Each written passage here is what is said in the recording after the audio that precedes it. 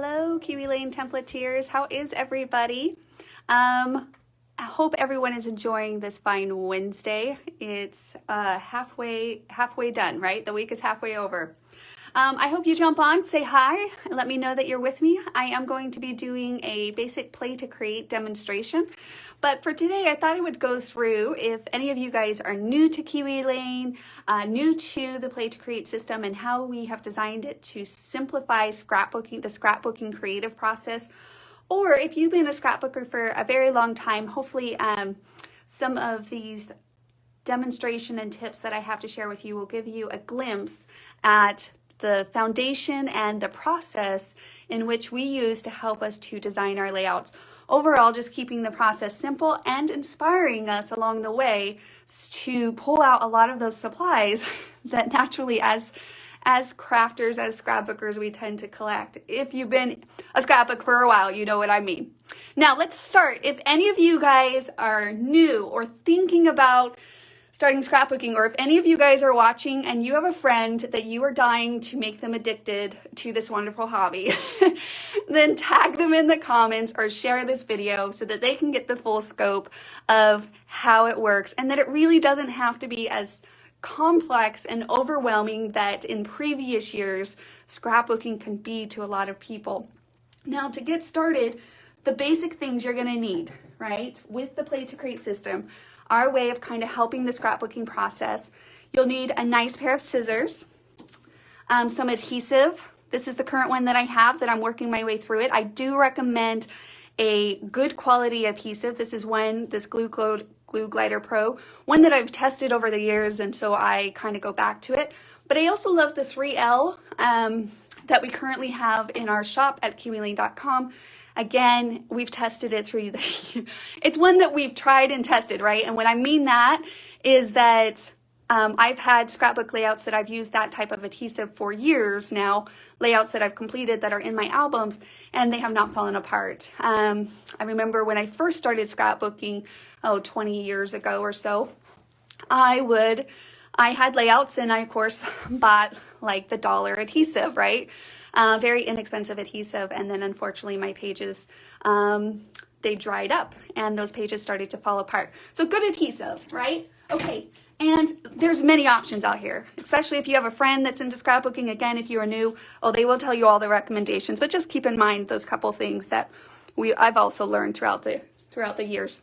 And then we recommend basic ink and some daubers, and I'll show you guys that trick here in a minute as we play to create. And then of course, along with that, a paper trimmer. I have a heavier duty one. You do not need this complex of a paper trimmer to get started. But again, I kind of gave in and did it because I was tired of the blades popping out of my previous ones. Lots of options again in that area of as far as a paper trimmer goes. Some paper. So I just have some paper. I'm going to be designing on my 2 background sheets, specifically for a 2-page layout today. So you'll need paper, and I will warn you again, if you are new to scrapbooking, all of you scrapbooking, gurus out there, you guys can comment in the comments, but here is a couple more insights that I will share. Be careful of the paper addiction, right? Be careful of the paper addiction. We do have some awesome paper tips as far as like what to pick when you're looking at your paper kits, what patterns can go with others. Check that out over on our YouTube channel. We have some great paper picking tips. And when I say paper picking, it's like what to utilize for one layout project. Usually we use about 5 double-sided sheets of paper. You have, a couple for your layers, 2 for your background, and then an extra one for embellishing or photo mats or things like that. But usually, averagely 5 double sheets of paper, sided sheets will do the trick. Okay, with the style that you often see on our website and other places. Again, really utilizing that Kiwi Lane style. But even if not, and you're sticking to like a simple sketch you see online, which there's awesome ones where it's a lot of straight cuts or things like that, still, I think you can stick within that same realm of paper. You should be good. So again, paper addictions. This is the warning sign, the hazardous sign. Just make sure, use what you buy and buy what you use. You know, I have found it very fulfilling to be able to finally go through that paper stash. You know, often a lot of people will buy double of everything. I've seen that trend or that need more than anything from a lot of scrapbookers to feel like they have to buy a lot. And I guess it depends if you're scrapbooking multiple of the same layouts, but I'm not even sure I would definitely fall on that side as far as buying paper. I think the biggest thing is to buy what you use and use what you buy.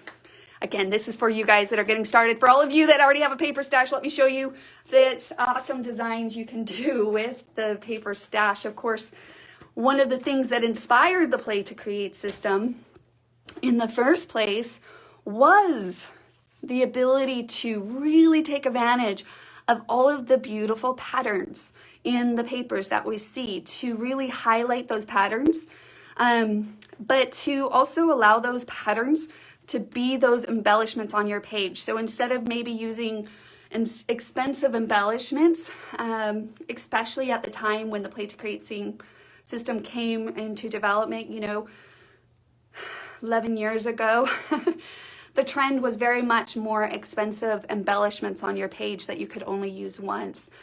So by utilizing the designer templates, which I will introduce to you here in a minute, again, a lot of that actually inspiration came from the fact that we have such beautiful patterns in our papers, and to really take advantage and let those be your mood, your style, and also your creative expression and your design, your accessorizing of your project. So love paper, love paper. So I even have to tell myself no. Like I said, paper addiction is a real thing, and that was your warning. That was your warning. It's a real thing. So, all right, to start off with, as far as what you need to get started with designer templates, we have these border sets, and a border set is the full length. So for a 12-inch, for example, if you are one that likes to scrapbook at 8.5 by 11 or other versatile sizes, you could adjust these as far as, you know, realigning them off of your page if needed or anything like that. We'll go over that some other time, but just know that is possible to do. But these are designed for a 12-inch in mind here. And so they are, this is one set. So this is one of our border sets, and it comes with 6 different designs, and each design has a side A and a side B to it. And that is so that we can truly design a 2-page layout kind of at the same time, right? So what I'm going to do to start with is I'm just going to take one of those pairs, and I'm going to place one on this side of my layout, and I'm going to place the opposite over on this side. Okay, so now I'm going to kind of stop there. So what I recommend for a beginner, I do recommend at least one border set, and then I am going to show you an accessory set. And honestly, because it can get overwhelming, especially if you're getting started, don't complicate it, don't overthink it.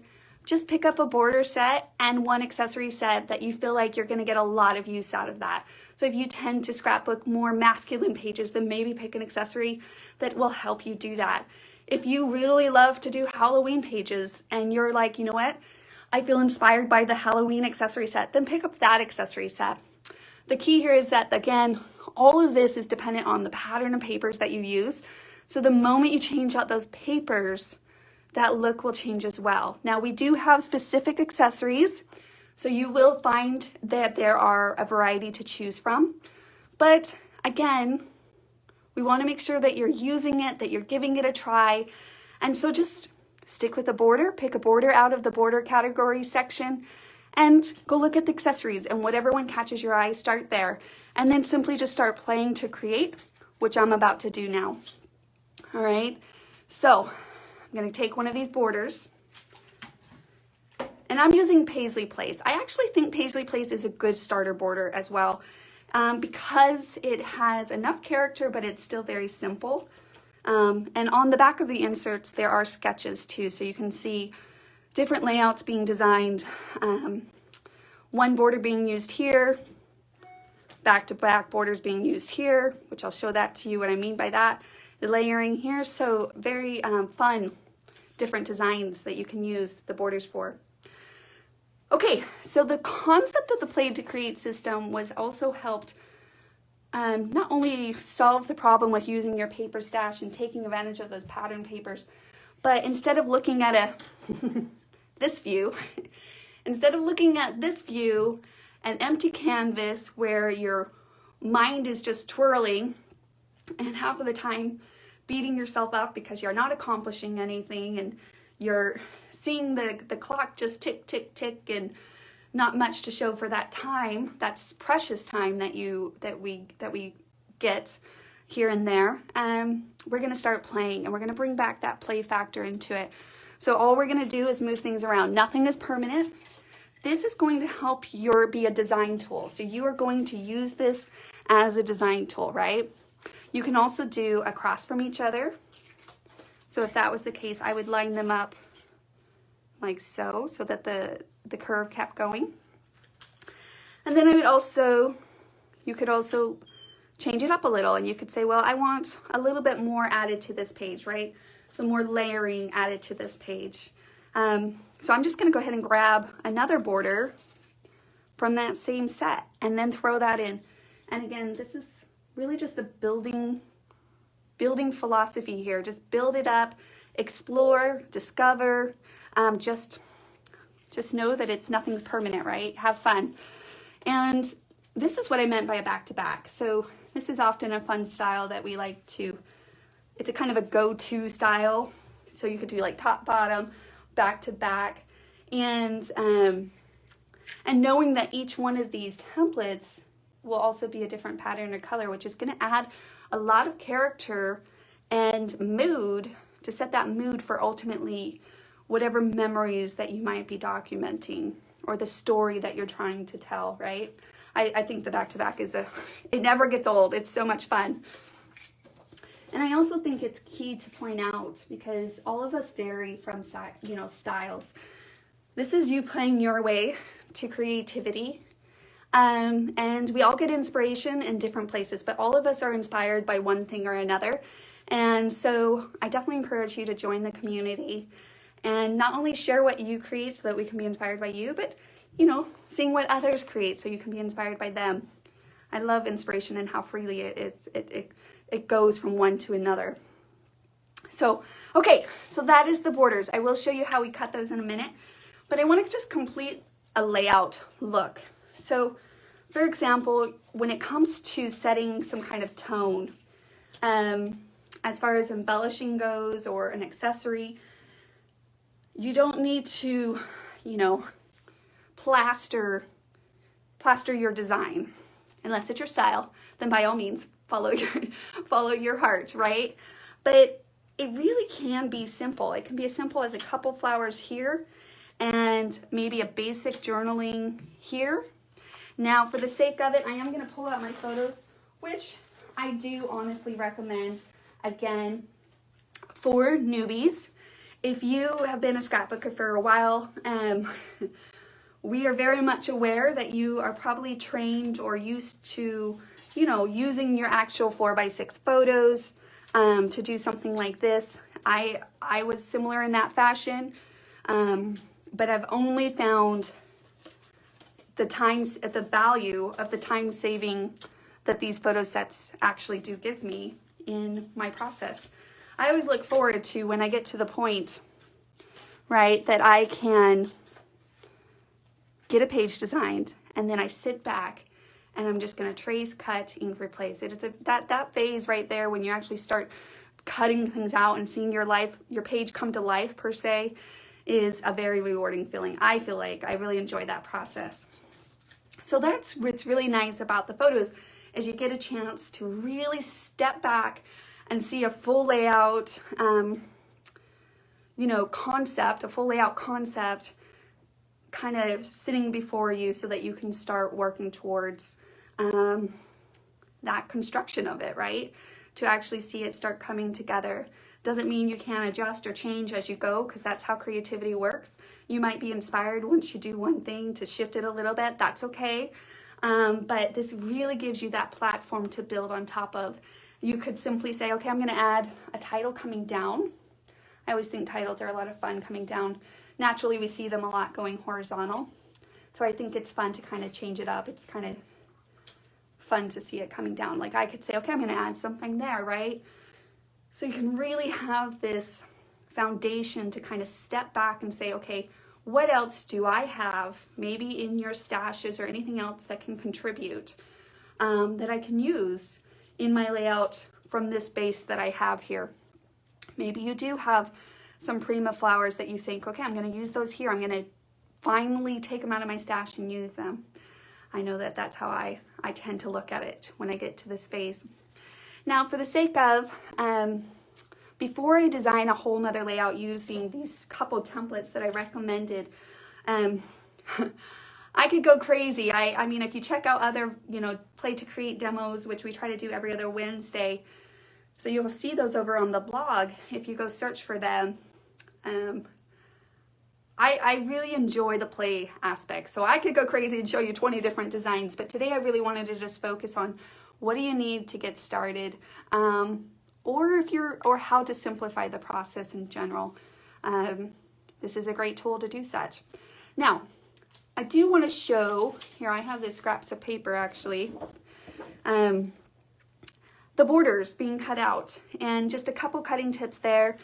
So I'm going to go beyond the demonstration as far as just the play to create and show those final tips, which are the trace, cut, ink steps. So overall, it's a 5-step process. We're going to design. So we're going to use them as a designing tool, and then we're going to use them as a template. And we're simply going to trace, cut, ink, and then replace. So 5 steps there, okay? So to start off with, I'm going to take my border, and as I showed you, each of the borders are designed with a side A and a side B. So as I put that other one over here, right, so I'm going to grab those two, and I'm going to trace along the edge, and then I simply put that up, and I'm going to make a mark. I don't do a whole line down there because I'm going to use my paper trimmer. If you don't have a paper trimmer and you trust your hand to cut a straight line, then you could do a straight line trace down there and cut it up instead with some basic scissors. But instead, I'm just going to line my paper trimmer up where I made that mark, do a straight cut like so, right? Take my pairs of scissors, and then I'm going to follow that line and cut it up.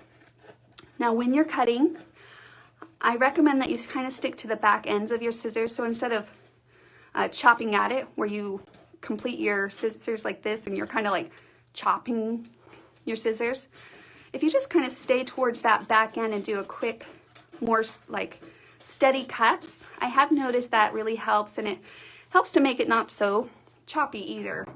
Now, let's say do you have some pencil lines, which you will have pencil lines. There is never a time that I do not have pencil lines. So as you can see here, I did not necessarily stress about staying on the line, and that's because I'm pretty much confident now that inking will solve any of those problems. So inking will hide those blemishes, but also any of those pencil lines. So that's why we also recommend to use a basic pencil. And it's also nice because the one color we do recommend is Vintage Photo, which kind of blends in with those pencil lines, the color of the pencils.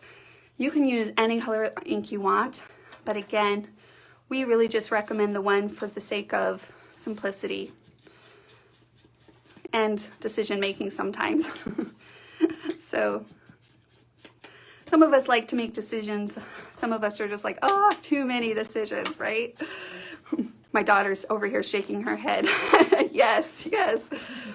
Okay, so if I'm going to do a back-to-back, you don't have to necessarily ink the straight edge, but I'm going to just to kind of show that. I really love, for me, not only does inking hide those blemishes and pencil lines, which ultimately just make the whole process simple, easy to go to crops or just take with you, but also easy to sit down in one place, whether that's your dining room table because you don't have a craft room. You don't need overly a lot of tools or a lot of supplies to accomplish a beautiful finished project. Or sit in front of a movie. I do that often. It's like I want to be with my family, but I also want to be like playing a little. So I love that aspect of it. Now, we traced it once, but we get both pieces. So I really wanted to show you how the borders in that are designed. Now, if you go over to the shop, you'll notice that, of course, we have a category called fun borders. Those are a little bit different. Not all of them are designed with the AB benefit, but they do give a lot of more character to your pages. So just really quickly, since I did mention it, let me throw that in. But if you are getting started, I just recommend a border and accessory. If you're like, no, I get it, I love it, I don't need to try this out and see if it's for me, then absolutely throw in a couple fun borders. That will give you more to play around and mix things up with. So let me show you, like, I'm just throwing in one of the trails, for example. This is cedar trails. And you can see how right here, maybe if you did those back to back with one down the middle, right? How that would be really cute. Just adding another pop of color. Maybe it's, you know, here I have my paper pack right here. Maybe you cut that next one out of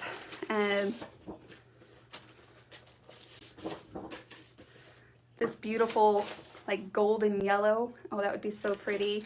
And then of course you would do the other one as a back-to-back aspect where maybe you threw in a couple of this blue or something like that. So all of those would layer beautifully together. All right, so I thought I would go ahead and just quickly do a couple more paper cutouts so you can really see those pattern papers coming together, and maybe just a quick short thought process of how I go about picking what paper and where to go.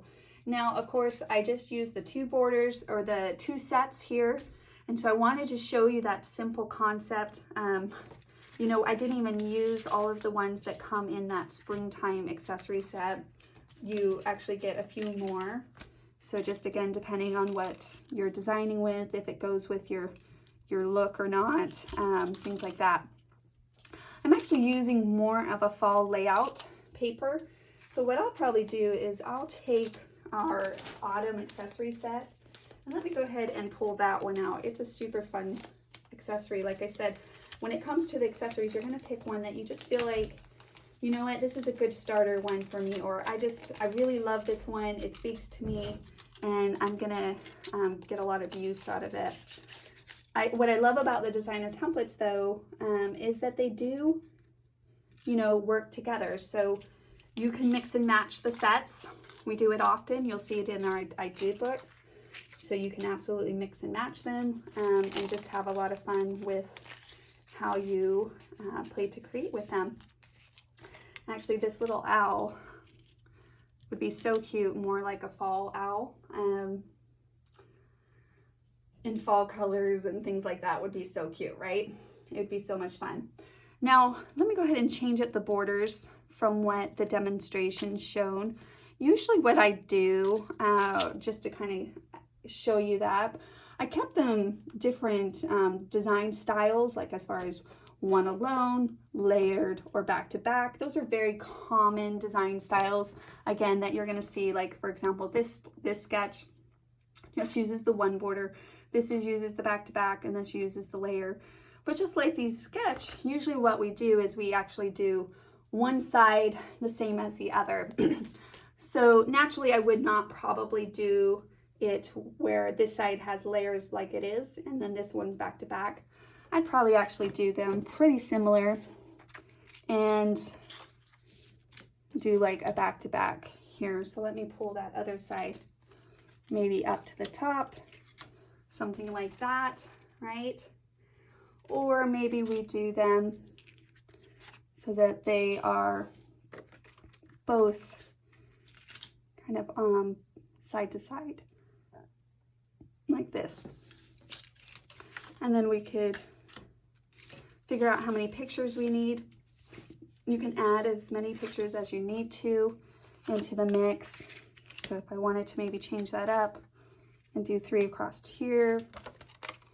Maybe add another one there, right? So you can really mix that up if needed.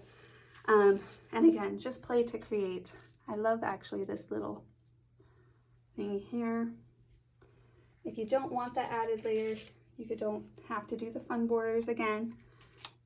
So each of your layouts will be a little bit different.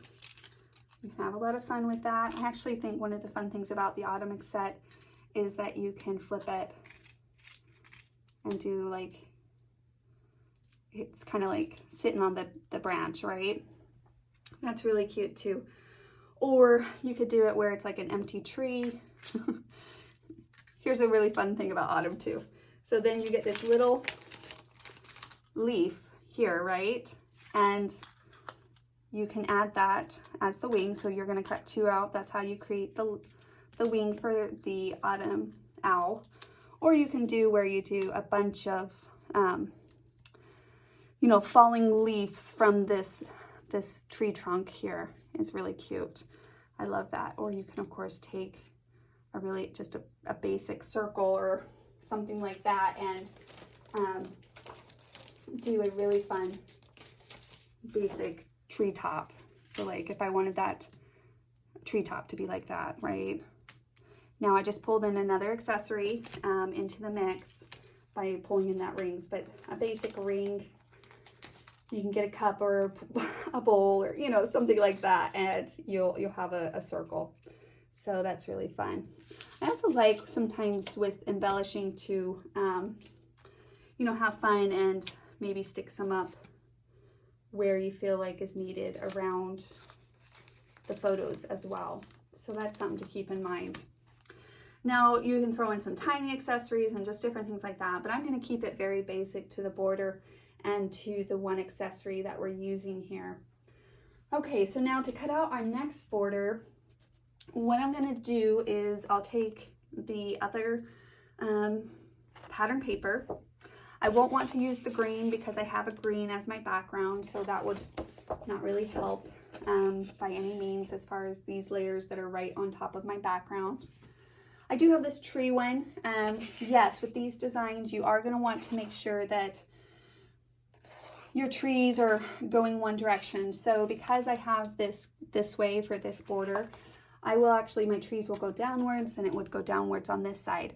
If I wanted to cut my trees with this going the horizontal way, not the vertical way, then I would want to make sure in my design itself that I would have probably designed it with one up here, right? And then the opposite one, because of the nature of the pattern that I was using, it would need to go probably down here, right?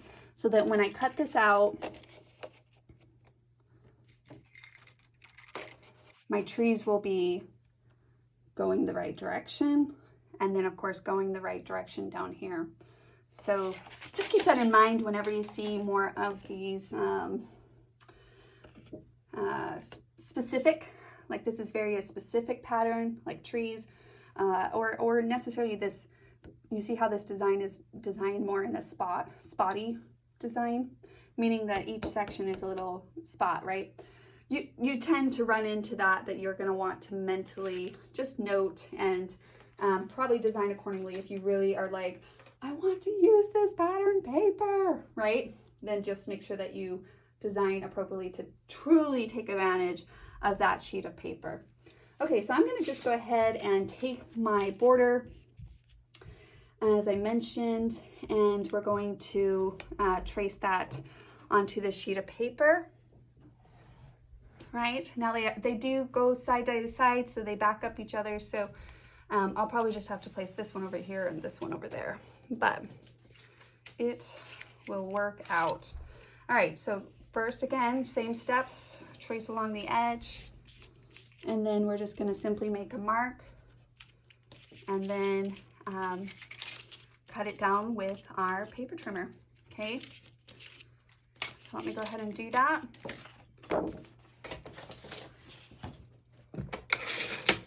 Like so.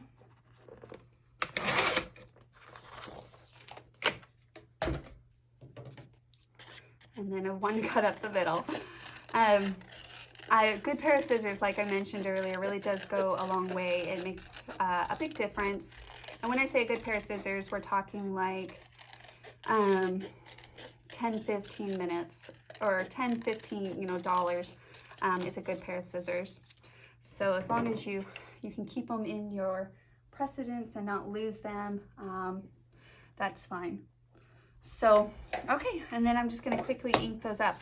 Now, I will mention actually that you could just do all of the steps at one time, right? Like if you wanted to just ink all of your, or cut all your pieces and then go back and ink, I think that works as well. This piece is going to be hidden, that straight edge, so that's why I'm not going to ink it, right? So that goes over there. And then whenever I have a little bit more pencil line, I just do a little bit heavier of ink too. So to kind of, again, cover those pencil lines on your pattern paper.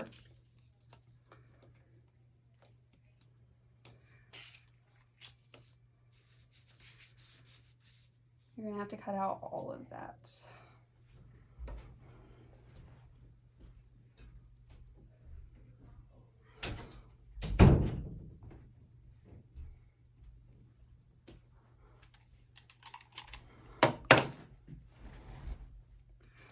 All right, so now that we are done with that, we're gonna go ahead and cut out some of my accessories. Pulling on some of those patterns that don't necessarily blend with your backgrounds. I like to layer mine on top just to make sure that each component kind of stands out on its own. And so, for example, I probably wouldn't put this blue over here just because that background of that color is blue, but I would probably choose to put the blue on this leaf instead. So what I'm gonna do is trace it out of this scrap of paper that I have from a previous project. So it's not a full 12 by 12, but still a lot of life left in it. So very convenient to be able to easily line that up on any type of paper scrap that you might have and take advantage of that paper again, really utilizing that pattern design. And not really wasting any of your paper either. So you can see it's a very efficient use of your paper. We're not, necessarily threading it through a machine and having a lot of that excess wasted. So again, there's many benefits to keeping it simple, although each of us will see what works for us. And again, if maybe you're like, you know what, I personally prefer the borders over the accessories, or I want to use up a lot of my accessories that I have. If you have a stash, then maybe you just want to maybe use the borders to help you frame your project, and that will allow you to use that up. But again, just kind of showing you so you can see how simple that is. It didn't take long. It's not necessarily perfect, but it is handmade. So I feel like it gives it a little bit more personal character because of that factor. Usually when I cut something out on one side with a pattern, then my thought process is I go to my other side if you're doing a 2-page layout, for example, and I try to keep that balance. Also, it helps again with decision making. So the process of that thought process actually just, again, sometimes it's not really much about the balance. Like, I don't think your layout looks any different if you didn't necessarily always have that balance, but it does help with, the thoughts of as far as making decisions. So I come over here and I'm like, well, what could I cut out? I could actually cut out the top of the tree and make that blue. Now the question is, do I have enough of that paper? And I don't, so that's not gonna work. Let me see what I could do out of this blue. I could do, the leaves or the wings on the owl. I think that could be really cute, but I don't know what I'm gonna cut my owl out of yet. So I'm gonna plug that thought for a minute and come back to it. Now, as far as my other one, let's see, I can do this yellow over here.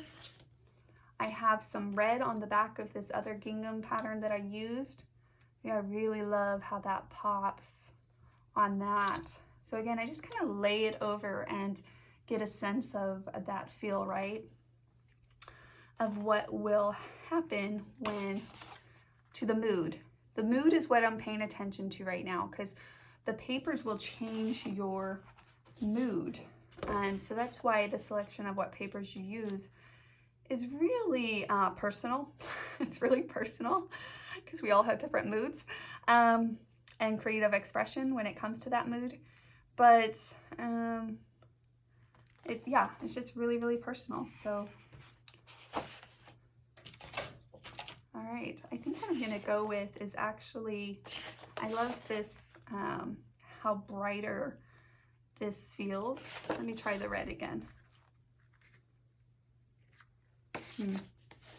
Yeah, I think I like this one. So what I'm going to do is I'm going to cut this out of this pattern. And again, just kind of in the same, you know, point as far as being efficient with your paper. Always make sure to stick it to the edge of your page, protecting as much as possible a 12-inch width. So instead of like cutting, I cut here and then I'll go down, like for example, I think I'll cut this leaf out of this as well. So instead of, you know, trimming away from maybe a 12-inch strip that I might need for a border in a future use, I'll just go over here and stick to the outer edge of my paper and trim my, or trace my next element onto it that way. Like so. All right. Now, definitely the other tip to kind of get used to doing is to detach the elements that you just traced out of your full sheets of paper. If you're working with full sheets of paper, it's more complex and annoying to cut something out of a full sheet of paper. This really kind of trims back on slight things that you don't know. Why is this being annoying? Oh, I should detach it. There are times that I'm like, why is this more complicated than it needs to be? And I'm like, oh wait, I forgot to detach it, and I'm cutting my little piece out of this big sheets of paper, and it's like getting in the way and it's complicated. So just kind of make sure to do that. Now, the other thing I will note with the cutting, you'll see this here, is kind of keeping my cutting hand stationed for the most part, and I'm using my other hand to glide the paper through, right? So I'm kind of like gliding that through and just again sticking to some quick shortcuts, barely ever going to the tip of my scissors. I can get close, like right there, you know. You might with more of your accessories because you're going in and out a lot often, but kind of gliding that through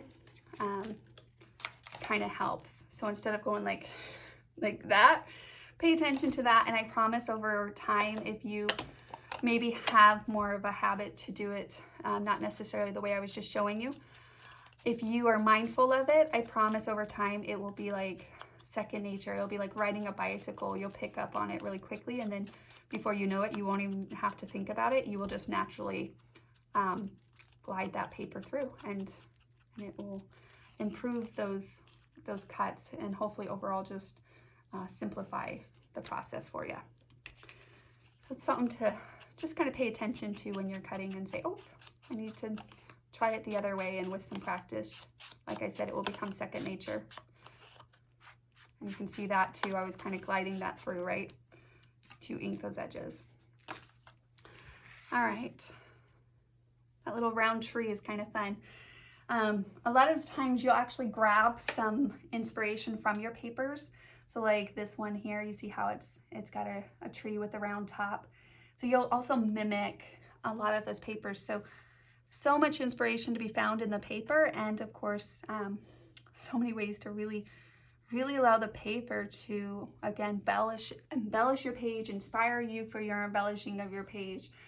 And then ultimately at the end, you'll have a very cohesive, creative piece of you for your memories, your family memories.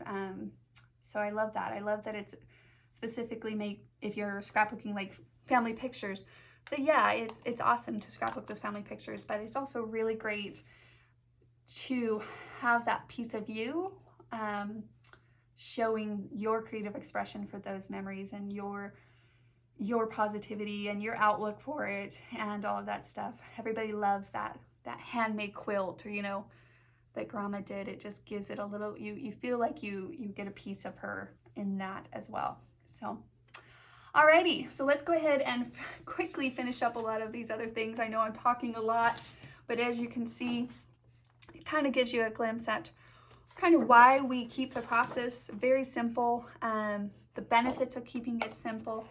And this point for me is very therapeutic.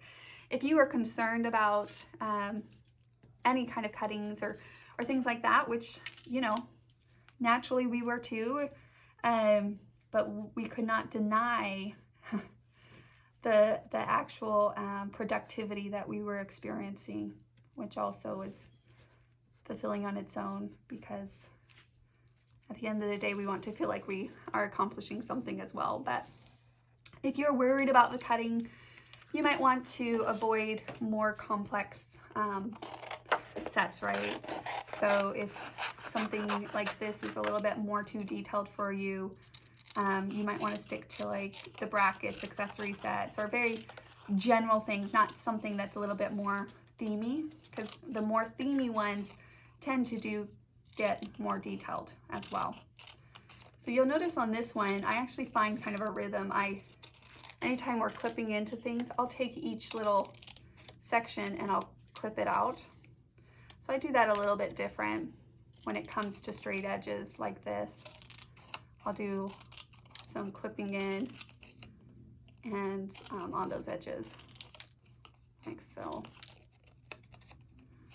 All right, and then that one's done. I love this like fall gold yellow. It's so soothing and comforting. I just think it's such a pretty color.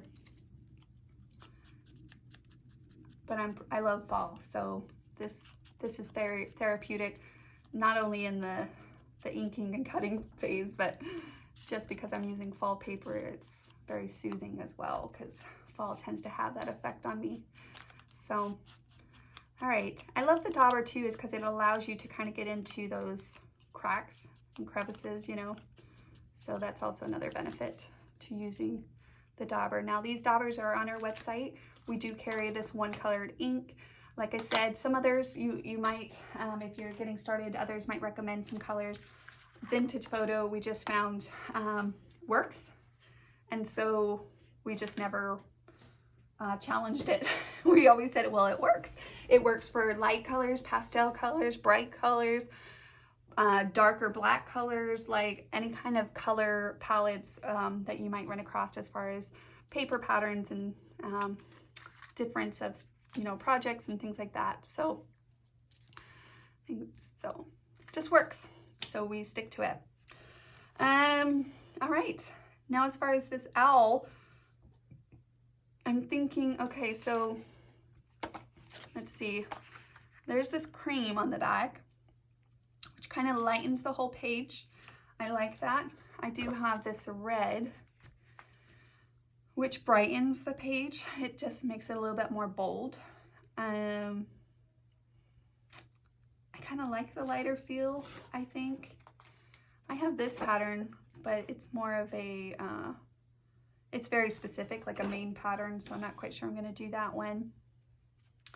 And this has the green, and it's just gonna clash, I think, well, not clash, but blend with that background. So I'm gonna go with this cream as my owl.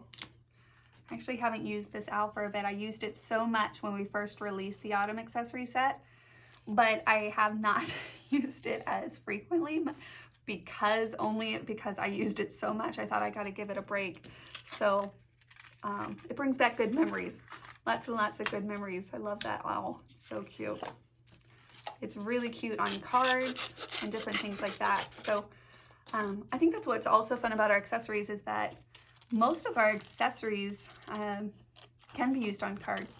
Now the tinies, which are for the layering, which I didn't really cover much in this demonstration, but in previous ones I did. So if you want to learn more about those, then make sure to check those out. But the tiny sets are actually really great for all types of projects.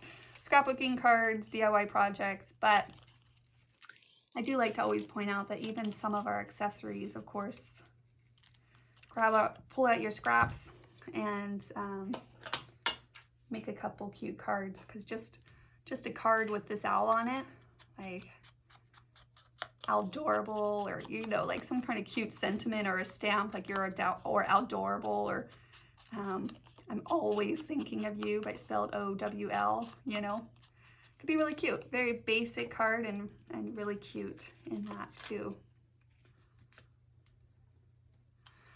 All right, so then as far as the leaf goes, well, the wing, it's a leaf/wing. I'm going to try to do it in that blue that I mentioned, right? So I'm going to go ahead and place that down here. I will only cut the bottom half out, so I'm not going to do the top piece of that leaf. And I'm going to try to take advantage of all the pieces of paper here. And let's go ahead and cut that out, like so.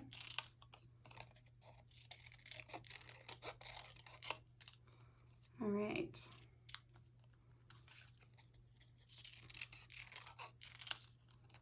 And the next one. Like I said, sometimes I get so lost in it, my brain just goes into a creative flow state, and which is so good for you to kind of just let everything else go to the side and just get lost in what you're doing for a little bit and forget everything else for a little bit. So I love that. And then I'll probably just add like some enamel dots, a cute little beak, which can be as simple as taking, you know, my scraps of paper and just cutting out a quick beak and put a couple eyes on there. Or buttons or anything like that would also work. Now I do have this over here. I'll have to, you know, print my pictures off and add them. But I could just, again, balance that lighter cream. And maybe I'll cut the acorn out of that. Now with the acorn, I like to give it a little dimension. So probably what I'll do is I'll cut this out of the base, like cut one out of this color, and then do a little cute top piece. So I'll show you what I mean by that. So let me quickly cut this out and do that. Now, if this is your first time kind of seeing Kiwi Lane and you haven't bought from us before, but a creative partner maybe referred you to Kiwi Lane, then make sure that you, of course, click on her link that she shared with you. And that way, when you place your first order, you'll be linked, that she'll get credit for it as the referral. And so we would definitely want to make sure to always mention that if you were referred by a creative partner, then make sure to click on her link that she gave to you so that she gets credit for it. Okay, so now as far as the top goes, what I was meaning was maybe if we took like another paper, you could do some brown. There is brown in this. I just don't have any on this kit with me, right? Then what I do is I just kind of connect those two together to give us a dimension to the top. So I'm just going to cut out that little hat for our acorn. Just a little bit of a hat, right? Okay. And then again, just connecting from those points that we made. Ink it a little. One of the common adhesives outside of the ones like a basic adhesive that you'll need is I do recommend some pop-ups. I use them frequently, actually go through them a lot, and those are also in our shop. So just basic things like that we frequently used, but not too technical, you know. Very basic, very simple. But I do love to add a little pop-up. I'd probably do the same things to the wings here, just so that they have a little dimension. But it's not too thick or bulky, so you definitely want to keep it more, not as thick as a pop-up, but these are pretty regular. They're general ones. They're not too thick. So that's good. Right? All right, so other than that, you know, I might pull in like a title card, or like I said, you know, you could maybe add some kind of title, or I could trim that down and play around with that. Or if I wanted to pull in some stickers and do a title down there, I could do that as well. So you can add some basic little things on top of that, maybe some brads or some buttons. Now that you have the components of your paper done, usually I add some final little touches, right? So if I wanted to maybe add, let me grab something here, maybe some twine. I could wrap some twine together, tie it in a bow or a knot, and add that to my page just to give it some texture. Here, let me do that really fast. And then add that kind of to my page, right?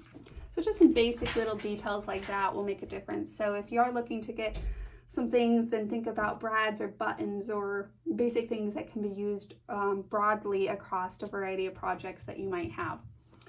Thanks guys so much for sticking with me and watching this. I hope that it was helpful. If you guys have any questions, make sure to contact our team members at support@kiwilane.com. They can help you out. Hope you join us over on our community at kiwilane.com. We have a community where you can share and post anything that you create, whether you use Kiwi Lane products or not.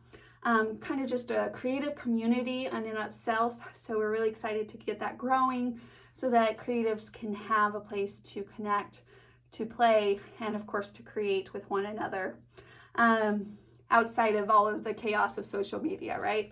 So thanks again, and we'll talk to you guys soon. Bye now.